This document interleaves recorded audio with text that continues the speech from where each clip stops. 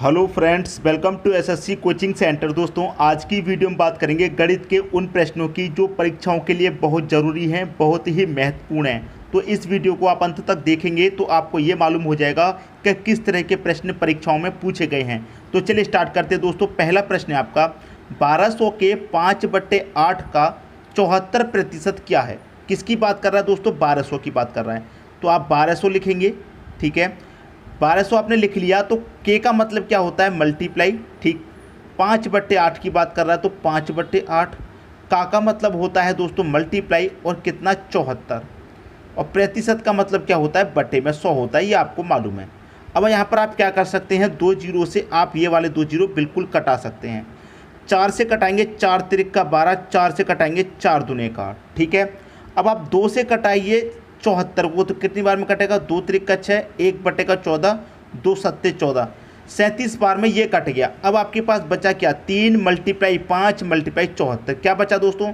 3 × 5 × 37, ये बचा आपके पास, ये 37। अब इनका मल्टीप्लाई करेंगे, 3 पच्चे कितना हो जाएगा? 15। 15 का मल्टीप्लाई करिए 37 से, तो 15 सत्ते कितना होता है? 105। 105 का 5 आ जाएगा, कैरी का 10। 15 × 45, 45 में कैरी का 10 जोड़ेंगे, कितना हो जाएगा? 55। तो आपके प्रश्न का जो आंसर आ गया वो क्या आ गया? 555। 555 दे रखा है बी ऑप्शन में। तो देखिए, इस तरह के प्रश्नों को करने के लिए अलग से कोई ट्रिक नहीं है, अलग से कोई फॉर्मूला नहीं है। बस आप जो दिया गया उसको लिखते जाइए, कैलकुलेशन करते जाइए, आंसर आ जाएगा। बस आपको ये याद रखना है कि अगर के दिया गया है या फिर का दिया गया है तो उसका मल्टीप्लाई क्या होता है? उसका मतलब होता है मल्टीप्लाई। के दिया जाए, का दिया जाए तो उसका मतलब आप याद रखिए मल्टीप्लाई होता है। बाकी की कैलकुलेशन आपकी नॉर्मल है जो आपको करनी है, ठीक है दोस्तों। सभी की समझ में बात आ गई। अब देखेंगे अगला प्रश्न। अगला प्रश्न है, निम्नलिखित में से 3.14 गुणे 10⁻6 के बराबर है। ये 4 ऑप्शन में से कोई एक सही होगा। अब मैं आपको एक शॉर्टकट बताता हूँ। शॉर्टकट क्या है? जैसे अगर आप 10⁻2 की बात करें तो 10⁻2 का मतलब क्या होता है? 100 होता है, ठीक है। और आगे अगर हम सॉल्व करें कि 10⁻3, तो 10⁻3 आपको मालूम है कितना होता है? 1000। देखिए, यहाँ 10 है, यहाँ भी 10 है, यहाँ 10 है, यहाँ भी 10 है। अब देखिए, यहाँ पर पावर 2 थी, 10 तो है आपका, 10 तो हमने ले लिया। यहाँ पर पावर 2 थी तो 2 से 1 कम 0 आया है, यहाँ पर 1। यहाँ पर पावर 3 थी तो 3 से 1 कम 0 आया है, यहाँ पर एक्स्ट्रा 2, मतलब 1 कम 0। जैसे कि अगर मान लीजिए 10 की पावर आपकी 4 रहेगी तो फिर कितने जीरो आएंगे? कितने जीरो आएंगे? 10 तो आपका रहेगा ही रहेगा। ये 4 है ना, 4 से 1 कम 0 बनाइए, मतलब 3 जीरो, 1 2 3 जीरो, ये आंसर आ गया इसका। मान लीजिए 10 की पावर अगर आपकी 5 है तो ये 10 तो आपका आएगा ही आएगा, ये 10 तो आएगा आएगा। 5 पावर है तो 5 से 1 कम 0 बनाइए, मतलब 4 जीरो बनाइए, 1 2 3 4 जीरो, ये आपका आंसर आ गया। तो जितनी पावर होती है हम उससे 1 कम 0 बनाते हैं, ठीक है। 10 है, 10 तो लिखना ही लिखना है, जितनी पावर है उससे 1 कम 0 बनाएंगे, ठीक है। तो यहाँ पर हमारी क्या है? 10 की पावर 6, तो हम क्या करेंगे? 10 तो हमारा आएगा ही आएगा। 10 की पावर 6 है तो 6 से क्या करेंगे? 1 कम 0 बनाएंगे, मतलब 5 जीरो। तो 1 2 3 4 5 जीरो। समझ में आई दोस्तों बात? यहाँ क्या दे रखा है? मल्टीप्लाई ले लिया, 3.14, 3.14 दे रखा है, ले लिया। अब देखिए, आपको मालूम है जब यहाँ से हम दशमलव को हटाते हैं तो दशमलव के स्थान पर क्या आता है? 1 1, और दशमलव के बाद जितनी संख्या उतने जीरो। 2 संख्या तो आप 2 जीरो यहाँ पर ले आएंगे, ठीक है। अब यहाँ से दशमलव हट गया, इसका मतलब क्या है? 314 है यहाँ पर। अब 2 जीरो से आप क्या करेंगे दोस्तों? ये 2 जीरो कटा दीजिए, ठीक है। 314 का मल्टीप्लाई 1 में करेंगे तो कितना रहेगा? 314 ही रहेगा। कितने जीरो हैं? 1 2 3 4 जीरो हैं, तो 4 जीरो बना दीजिए, 1 2 3 4, ये आपका आंसर आ गया। किस ऑप्शन में है ये देखिए, आपके सी ऑप्शन में दे रखा है, ये आपके प्रश्न का सही आंसर हो जाएगा। उम्मीद करता हूँ अभी जो कंसेप्ट मैंने आपको समझाया है बहुत अच्छे से समझ में आ गया होगा, क्योंकि इन प्रश्नों में बहुत स्टूडेंट गलती कर देते हैं कैलकुलेशन करने में। बिल्कुल भी गलती मत कीजिए, कोई अलग से ट्रिक नहीं है, जो सामने है मैं वही आपको बता रहा हूँ ताकि आपको याद रहे। फॉर्मूला बताऊंगा भूल जाएंगे, ट्रिक बताऊंगा भूल जाओगे, लेकिन अगर मैं डायरेक्ट आपको बताऊंगा प्रश्न जो दे रखा है बिल्कुल उसी हिसाब से, तो आप नहीं भूलेंगे, ठीक है दोस्तों। सभी की समझ में प्रश्न आ गया। अब देख लेते हैं अगला प्रश्न। अगला प्रश्न है, यदि x बटे में दे रखा है √128 बराबर रूट में दे रखा है 162 बटे में दे रखा है x है तो समीकरण दोनों x के स्थान पर क्या आना चाहिए। देखिए समीकरण में दोनों x के स्थान पर, समीकरण में दोनों x के स्थान पर, इस x के स्थान पर और इस x के स्थान पर क्या आना चाहिए आपको बताना है। बराबर का साइन है तो आप यहाँ पर क्या कर सकते हैं, क्रॉस मल्टीप्लाई कर सकते हैं, जिसे हम त्रिज्यीय गुणा बोलते हैं। तो x का मैं x से मल्टीप्लाई करूँगा तो क्या हो जाएगा, x स्क्वायर हो जाएगा।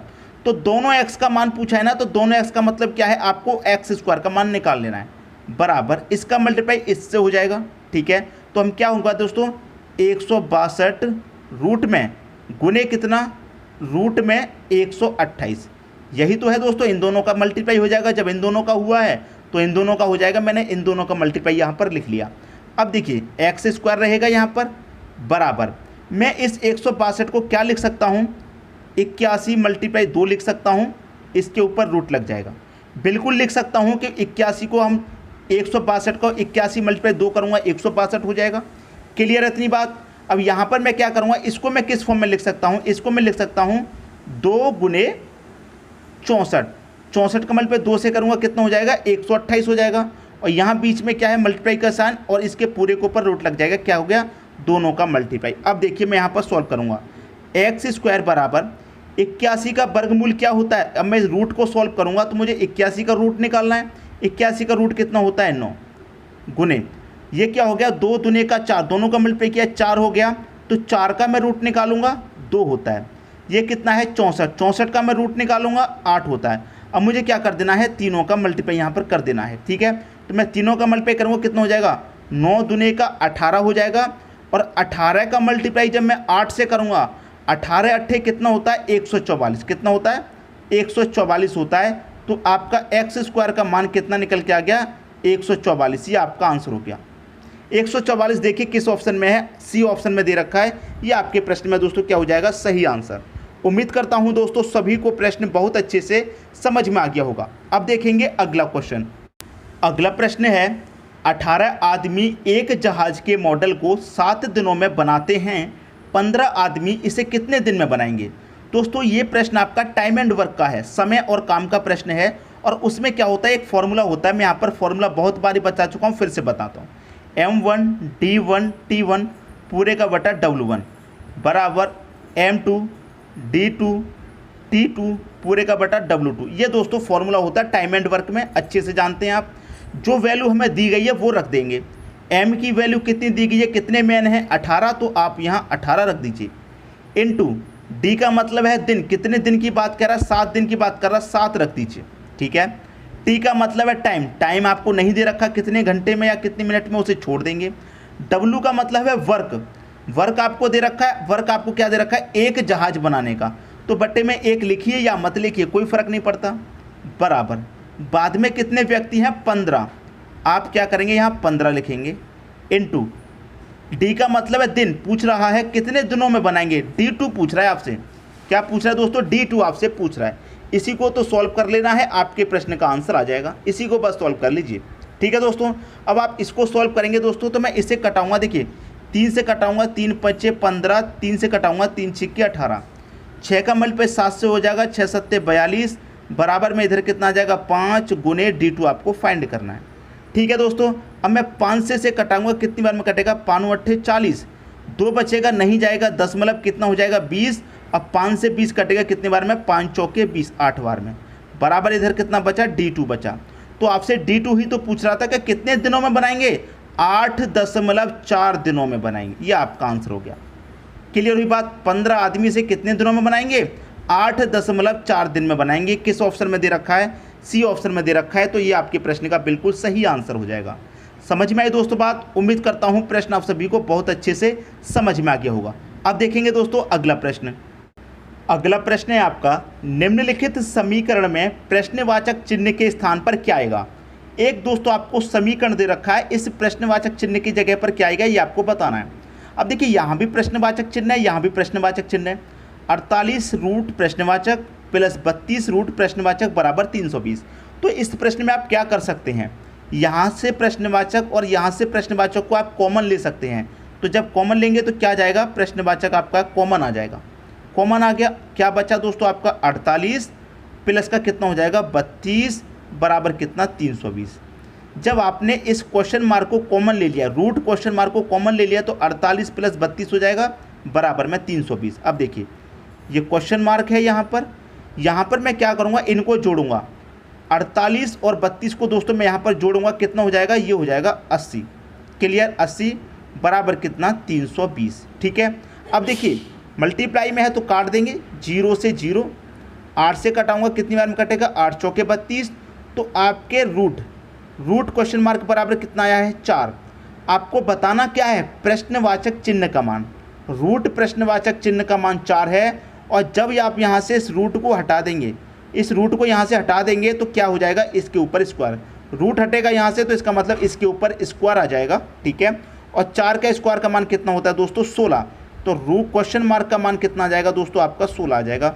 यहाँ से रूट हटेगा, इसके ऊपर स्क्वायर आ जाएगा, तो 4 का स्क्वायर कितना होता है, 16। तो क्वेश्चन मार्क की वैल्यू कितनी आ गई आपकी, 16 आ गई। 16 दे रखा है पहले ऑप्शन में, यह आपके क्वेश्चन का बिल्कुल सही आंसर हो जाएगा। उम्मीद करता हूँ सभी की समझ में प्रश्न बहुत अच्छे तरीके से दोस्तों समझ में आ गया होगा। अब देखेंगे अगला प्रश्न। अगला प्रश्न है आपका, दो संख्याओं का HCF 96 तथा LCM 1296 है। यदि एक संख्या आपकी 864 है तो दूसरी संख्या क्या है। देखिए इस तरह के प्रश्न बहुत पूछे जाते हैं एग्जाम में, और इसके लिए दोस्तों एक फॉर्मूला होता है। फॉर्मूला क्या होता है, पहली संख्या गुने दूसरी संख्या बराबर LCM इंटू HCF। ये दोस्तों एक फॉर्मूला होता है इन प्रश्नों के लिए। ठीक है, ये फॉर्मूला याद रखिएगा, पहली संख्या गुने दूसरी संख्या बराबर LCM इंटू HCF। अब देखिए पहली संख्या, एक संख्या आपको दे रखी है कितनी है, 864, गुने दूसरी संख्या आपको निकालनी है, उसे x मान लीजिए, क्योंकि दूसरी संख्या क्या है पता नहीं है, उसे x मान लेते हैं। LCM कितना है, 1296, आप LCM को 1296 लिख दीजिए, इंटू HCF कितना है, 96, तो आप यहाँ पर 96 लिख सकते हैं। लिख लिया। अब हम इसे क्या करेंगे, कटा लेते हैं। देखिए मैं इसे कटाऊंगा तो 12 8 96 कटेगा, और 12 से इसे कटाऊंगा तो ये कितनी बार में कटेगा, 12 7 84, 86 में से 84 तक कट गया, 2 बचेगा 24, 12 दूने का 24, 72 बार में कटा। 8 से कटाऊंगा 72 को 9 बार में कटेगा, 8 निम्मे का 72 होता है। अब 9 से कटाऊंगा इसको, कितनी बार में कटेगा, 9 एकम 9, 3 बचेगा 39, 9 चौके 36, 3 बचेगा 36, 9 चौके 36। तो x की वैल्यू कितनी आ गई, x की मान आ गया दोस्तों आपका 144, और 144 दे रखा डी ऑप्शन में। यह आपके प्रश्न का हो गया सही आंसर। समझ में आई दोस्तों बात। उम्मीद करता हूँ किसी को कोई डाउट नहीं होगा, प्रश्न बहुत अच्छे से समझ में आ गया होगा। दोस्तों वीडियो पसंद आया लाइक करें, दोस्तों में शेयर करें। अगर चैनल को सब्सक्राइब नहीं किया है तो कर लीजिए, और बेल आइकन का बटन भी दबा दीजिए दोस्तों। धन्यवाद।